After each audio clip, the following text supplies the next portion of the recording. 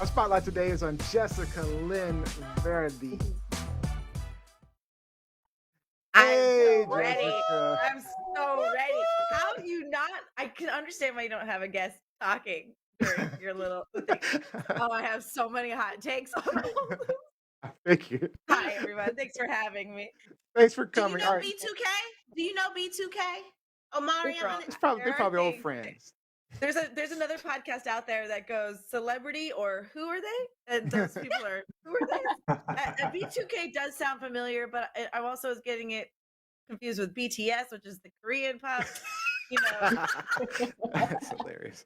I like music, and we were talking about that before the show. But I'm out of it. I've been out of it for the last 5 years, and that's when I start realizing, like, oh, I'm not the cool generation anymore. Yeah, So. we're definitely not the cool generation. We're old. All right, I'm so certainly not. so let me introduce our audience to Jessica Lynn Verdi. She is from a small town called Los Angeles. Oh, She's a lot of my friends make fun of me. Okay, I'm just gonna let you talk about me. Don't worry, we're good. She's produced and directed several improvised shows, including Glam, X-Files Unclassified, Actor's Nightmare, and most recently, Heartbeats, a completely improvised medical dramedy performed live on Twitch. Her production skills also extend to podcasts such as Flip the Script, You Don't Know, Nick, you don't know Nick, okay, and Dungeons and Derek. Her voiceover work can be heard in many places, including the voice of Best Buy for 2 years, and she's also a weekly host of the podcast Sci-Fi 5 for the Roddenberry Podcast Network. She can be found regularly on Twitch channel playing video games with friends, doing one-shot RPGs, impressive, and rating geeky franchises by their most bangable character. Listen, Jessica. someone's got to do it. Thank you so much. Someone's got to do it. And thank you so much. Thank you. There's a lot of holes in the market. Success is finding the holes in the market, and I found a lot of them, and I plug them. So, All right. Good for you. So before we get to Thank those you. quick fire topics, I want to give you an opportunity to share a little bit more about yourself and ask that you include something that we can't Google about you. Yeah, I was racking my brain, and Lizzie was like, "You can improvise." I don't know, like, I don't know. What's not Googleable? So everyone knows that I have hats. You have hats? So hats. I don't. I look okay in hats. That's not something you could Google. That's fair. There's not a pair of sunglasses I haven't met that doesn't like me. That's pretty Okay. cool too. That's Googleable. That's I don't. Is that Google? I don't know. I used to play softball. No one knows there that, we go. I don't think. All right. Me? What position? What position? I was second baseman, which when I first got like cast in the role of second baseman, I was like, that's lame. They don't do anything. But actually, it's a good, important role. You got your shortstops that have a lot, like, they're not the third, the shortstops get a lot of glory, but second baseman's doing it just on the other side of the field. So Yep. I got most improved player. Because my brother was, yes, exactly, 100%. I was on that, culture that, like, here's the award for participating. But my brother was like the athlete, and I liked basketball, but I wasn't good at it. I liked baseball, I wasn't good at it. I wanted to be on the football team, but my dad's like, you can't play with boys. So softball was I know. He's right and wrong. He's right and wrong. So I ended up doing water girl for my high school football team for a little bit until it started. Water girl, okay. It was. That's not. Is that Googleable? That might be not. I don't think that's Googleable. That's right. The water girl. I have stories. It's We need a movie. Water girl. Water Girl. Mm-hmm. I love that. It's the baby. You need the baby of Bobby Boucher. I love it. That's not a bad idea. Okay, yeah. So that's it. I was a water girl for a little bit. I got to hang out with sweaty boys. It was fun. All right. So, what were your thoughts on Little Fizz and Omari? I know you were steaming in the green so room. many opinions. So did he break the guy code, the friend code? Did he break the guy code? Someone was sleeping with someone without telling someone, and that relationship was already bad to begin with. So if like she's going out and sleeping with the friend, and Lizzie's right, like there is some sort of like we're all high and let's get drunk tonight and let's see who we can bang. I'm like under the assumption that most relationships are open in Hollywood and they just don't talk about it. Like I actually, even though like we know Jay-Z did cheat, I'm pretty sure like she's dating a couple boys, he's dating a couple girls, and as long as they don't leave each other, they're together. So like, you're saying that's the standard in Los Angeles, in Hollywood? I can't say it is, but it is. I also, as a young lady who had less morals, I also like took a guy that my friend was sleeping with, and I was like, well, they're at least not together, and it doesn't. I know I'm not saying I'm a good person here, and then I'm not saying I'm a good person. I'm not judging. I'm judging. Okay, but you should. But she, to her credit, she's like, I'm not going to be able to talk to you for a little bit, and we're actually better friends now. But that's because we were also that guy is long gone. But we, and she's actually still friends with him. At the end of the day, she was the bigger person. She said, I know. She said, I need so, he's the worst. But my point is, usually are. They usually a little are. bit, exactly. Usually not worth it. Very few penises are worth it.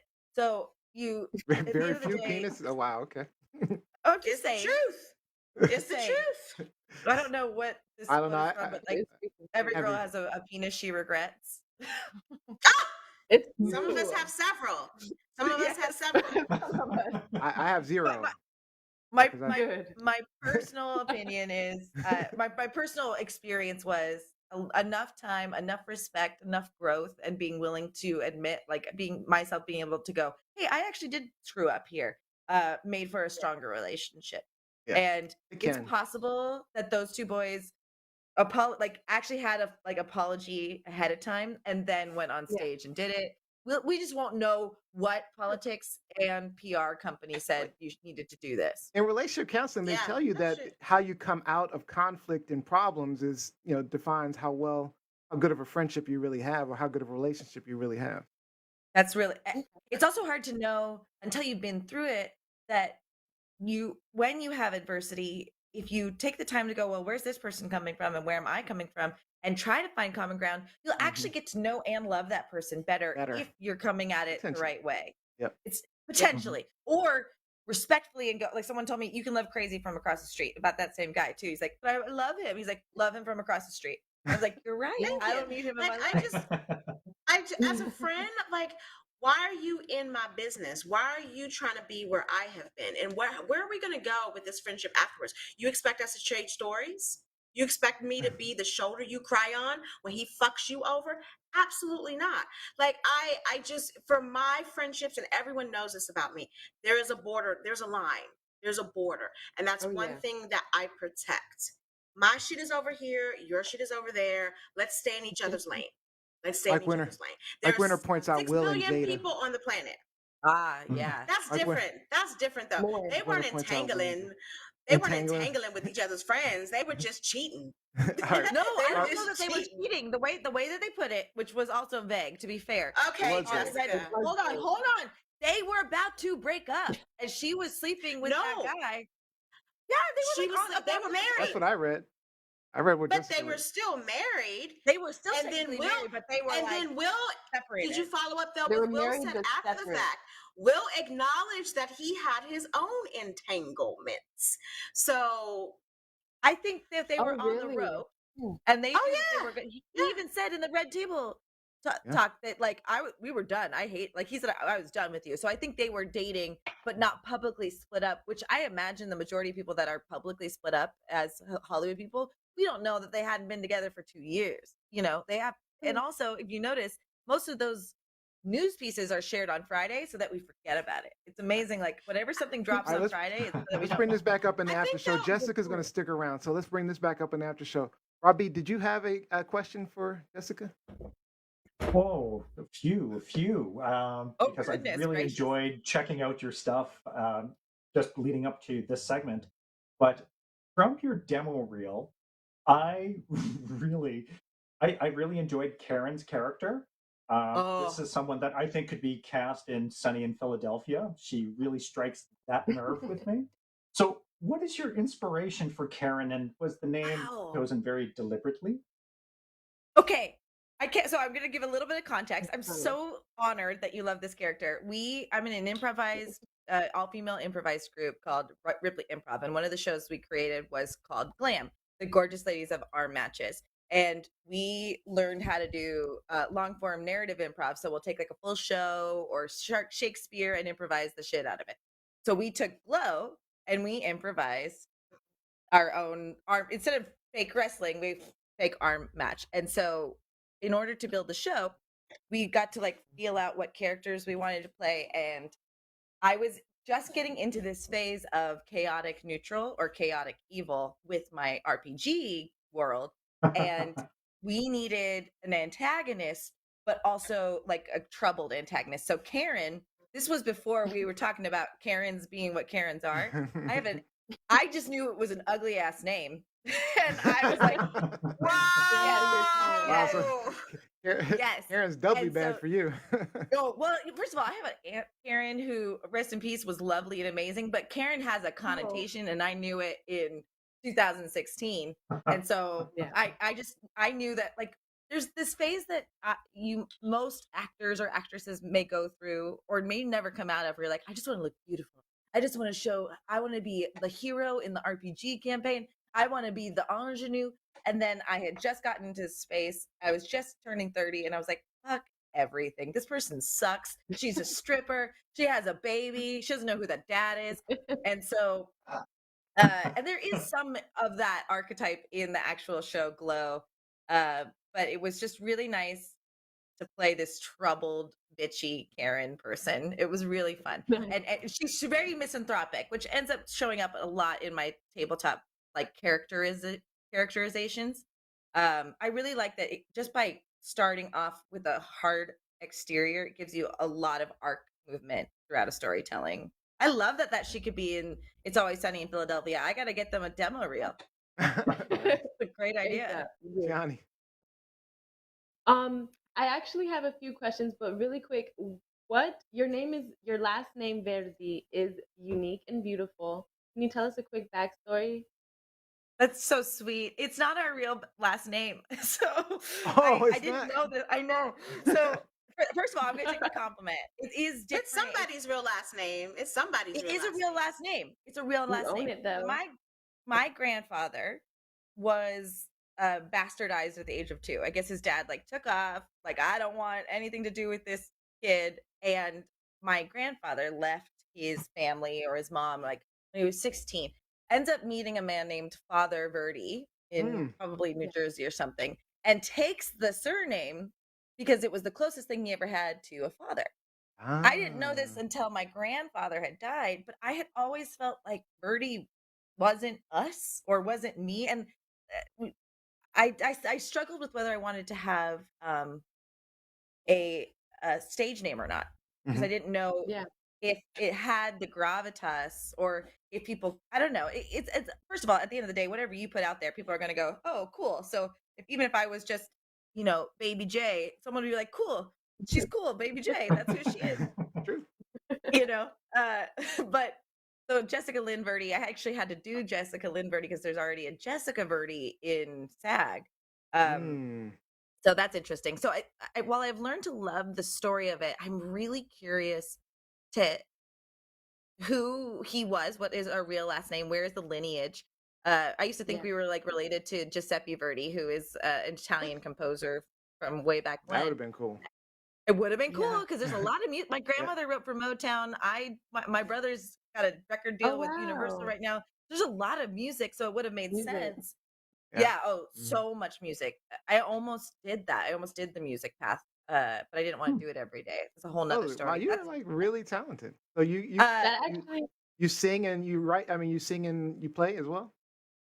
Here's what I say, and I mean, I've learned to not be overly humble about it. Whatever artistic thing I touch, I can do very well, and I was very blessed with that ability. And so acting seems to encompass all of that. But I have a painting over here. I have some drawings. I'm very blessed. Sound like Robbie. Robbie has a lot of he dabbles in a lot too. I mean that backdrop for you with all those guitars, I want to just hang out with you guys. That's pretty cool. It's a fun room. Yeah, I can tell. Gianni, what were you going to say? I feel like you were going to say something. Yeah, I actually was going to say, I was going to say, how do you do everything? How do you have this many productions that you're working on and you're able to tap into different characters? Because I know that you do have this personality. It seems that you're very, I don't know, you're very flexible, free spirit, I would say. So you said it comes natural. Is that what you would say, or is there anything else? Wow, it was very perceptive of you. I think improv made it so that when I'm working on a project or I'm doing improvised shows and heartbeats, I dropped a link in there in case anyone was interested. We're basically improvising a TV show live on Zoom in front of, on Twitch. What that means is you have to kind of accept the limitations of that someone's going to say the wrong thing, that technology is not going to work. You have very little control over most things. So I would say, as I've grown as an artist, in order to be able to do things, it's recognizing that I don't need to do it all by myself, that including other people in that process makes it better. And also knowing when to go, I'm really tired today. This thing can stop. I will say I could probably stand to have a little bit better business acumen, so that actually I'm just selling this project, so I'm just the producer in time. But the pandemic actually really brought this whole production side of me more alive, because I was making good money doing the Best Buy stuff, and then the world changed. I wasn't as motivated to create crazy things. I always had ideas, and I've produced different shows here and there, but I didn't have podcasts until the podcast. Heartbeats happened because of the pandemic. So time, place, accepting. Yeah, it's been a really interesting journey, and it's exhausting. I'm not going to lie and say that it isn't, but it's constantly assessing balance, totally. Even today, someone today was like, hey, you're cool in this area. I don't actually need you for this anymore. I was offering to do editing for them. And you know what? While it feels like a momentary rejection, at the same time, it's it doesn't align. So the universe always pulls me back into what aligns, usually. Yeah. All right, Liz, we have time for one more question. Our show is a podcast, baby. Our show is a podcast, baby. So don't feel bad about that. We started in April, kind of March, April of last year. So we're kind of in the same boat. My question for you is about improv. How do you prepare for improv? And are there any limitations on your part when you are doing improvisations? Wow. So, I think improv was always going to happen. I came to it late though, and I needed it in order to be less afraid of what I couldn't control, and less guarded with what I was going to say. So I was always afraid of being, if I was going to be funny enough, or if people would actually like what I was doing. So I needed to constantly be in this practice set of without a net, no script. You have to, it's all you. And then you learn with improv, it's actually really not you, it's who you're with. I'm just here to make my partner look good. So if you focus on making your partners look good, and if they're focused on that, everyone looks good. So I really, at the end of the day, what improv has given me is a philosophy to breathe, be okay with the fact that I have no idea what's going to happen. There was a world where I was gonna, I was almost really a bitter bitch. I was like, oh, I hate that this guy's successful. I wish I was successful. I actually hated, of all people, Scarlett Johansson. I was like, why would I hate Scarlett Johansson? I mean, some of us still hate her. Some of us still hate her, but that's a different conversation. Yeah, Lizzie doesn't like her. I like Scarlett. Well, I love she's also problematic in so many different. She's not perfect. That no, nobody's perfect. I also just watched Black Widow last night. I've learned to love her. So here's my point. I was very bitter that she was successful and I wasn't. It was just a weird thing. Yeah, and that's not why I hated her. Comparison. I understand. And then as I started pursuing my own dreams and stopped being bitter about where I was and where I wasn't, I didn't care as much, right? And I have my SAG card because I sounded enough like Scarlett Johansson that Best Buy hired me to do all the work. that she wasn't. Oh wow! Oh. Wow. So weird that Karma. That is right. Interesting. It was karma. Wow. So the longer I was going to be bitter or judgmental about other people or my situation or what have you, or didn't keep my eyes on my own paper, it was only going to hold me back. So improv Yeah. put me in stress mode over and over and over again, and it really has Yeah. helped my social anxiety, my personal way I show up to things. I'm not perfect, but it's also taught me to accept that I'm not perfect. And if Yeah. you're not going to dig it, it's on both of us, right? Like I'm not going to lose sleep tonight. Yep. Anyway, it was a life I changer like for me. that. I truly like that believe answer. I truly believe everyone should find an improv class in their town Yeah, or online and take it, I'm no on matter it. who you are. I'm on it. Right. Ooh. That's one of my I'll primary take goals. that. And unfortunately, that's all the time we Oh. have, Jessica, for this part. I mean, we definitely. You said you'd stick around for the after show, so we can go longer there. We can go longer there. So stick around. But Jessica, I do want to thank you so much for joining us because your energy is definitely infectious. You're But amazing. if you can, just give me some shout outs and take a minute to just say any final words, promote anything you'd like to promote. Sure. Now through November 5th on Fridays at twitch.tv/Ripley Improv, you're going to watch our Heartbeats show, which is a completely live improvised medical dramedy. It's fucking great. And Right. 6 Oh. p.m. Pacific, 9 p.m. Eastern. It is. You can watch all the old episodes on YouTube if you want to catch up, but if you can't watch it, just go. Or if you want to hang out with me, I stream 3 to 4 times a week at twitch.tv/Jessica Nerdy, and that's a great way to keep up with whatever I'm doing and also make me do ridiculous things and play video games. What are your supporters' names or your community name? Oh, that's such a good question, Gian. You have your fingers on the pulse. We're the Justice League because for some reason I always seem to Justice League. Nice. Thank you. Nice. Exactly. Because I always get shafted something, and so we need to get justice for Jessica. JESS, Justice. I love it. Whole Nice. little Discord community. Everyone makes fun of me all day. I always thought it was bad to be the butt of the joke, but it's now my brand. So. All right. Well, thank you again, Jessica, for joining us. Thank you all. And I'll see you in a little bit. We'll catch you in the after show. Yep, absolutely. Bye.